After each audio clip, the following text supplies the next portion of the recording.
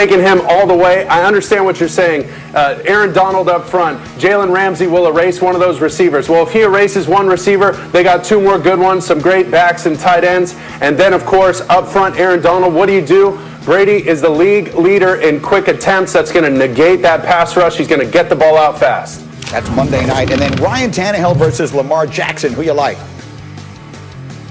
I'm going to take Ryan Tannehill. Listen, Lamar Jackson has taken already as many sacks as he had the entire season last year. That's not a good stat for him. He doesn't look like his MVP self. And Ryan Tannehill is looking for a bounce-back game after the Colts last week. Plus, they're going to get that run game established. They're going to beat up that Baltimore defense. You heard it here first. And also, Baltimore has given up 6 touchdowns on play action. They struggle against play action, and that's Tannehill's secret. I wish you could have seen the look on Bartholomew's face when you said those words, Mark Sanchez. You think they're going to beat up on the Baltimore defense? Disrespectful. They're going to get after him, Bart, I'm telling you. Into this game.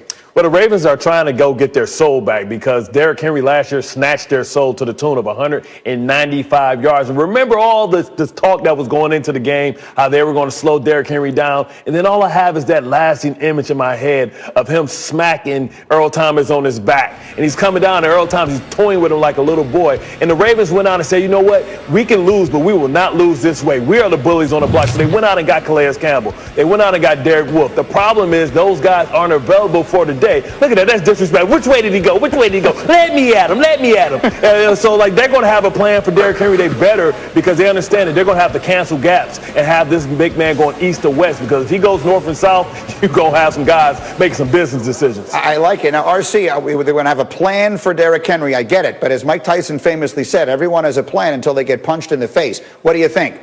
Yeah.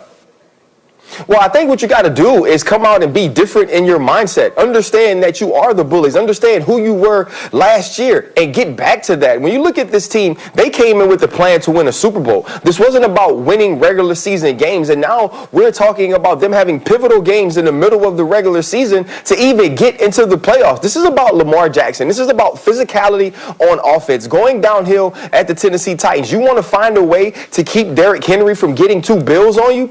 Keep him off the field. J.K. Dobbins, Gus Edwards, Mark Ingram, Lamar Jackson, run the football at the Tennessee Titans. They aren't great on defense. Tennessee Titans can be had. You can get to the play-action game. And so this game is as much about this Baltimore Ravens offense as it is defense. And I know it's going to be seen all week that Derrick Henry turned Earl Thomas from a free safety to a lead blocker on a run, but that's not what's important. What's important is finding yourself, if you're the Baltimore Ravens and Greg Roman, as an offense, and this is a great week to do it.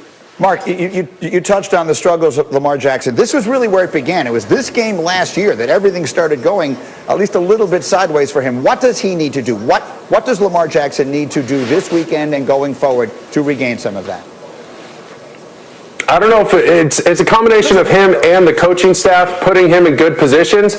But listen, he's got to get the ball out quick, start him off with early completions, get his confidence back a little bit. And then a similar conversation that Pete Carroll had with Russell Wilson. You don't have to do it all. You don't have to extend these plays too long and get hit and take all these sacks, because every time you take a sack, that makes it even harder for us to get a first down and eventually score on that drive. I think the numbers are so low once you take a sack to overcome that and even get a first down. So he just has to play within himself, not try and do too much, don't have too much fun, but that's so easy to say.